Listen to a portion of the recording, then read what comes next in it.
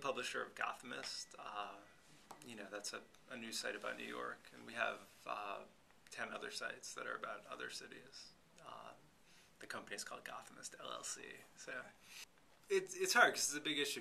There are actually two issues. How to get more sources for news and how to create more news sources.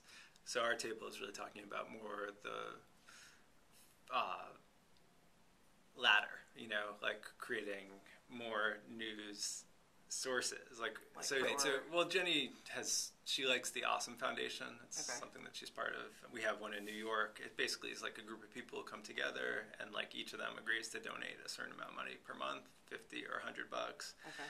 So you end up with a pool of like $2,000-3,000, and then once a month people apply to with ideas for projects, and then the group funds them. So Jenny's idea is to do like a Awesome Foundation for news in different cities. So get 100 people who really care about high quality long form journalism in New York or in the Ozarks. Would they commit for a certain amount of time, or they would just commit money? So each person would agree to donate $100 a month. So that's a big nut for most people, but they would agree. And so if you could get 50 people like that, you'd have $5,000, which is about how much it costs to commission one piece of long form journalism.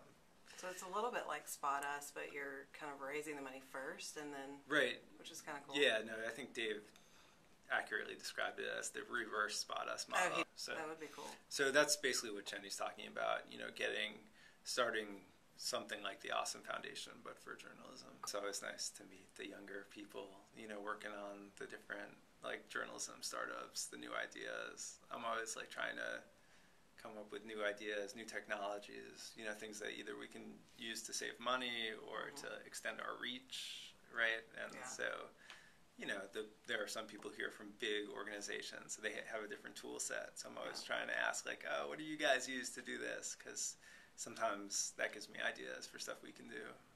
The people at non-for-profits are always interesting because they work in an unconstrained environment. It's just produce the best thing you can for...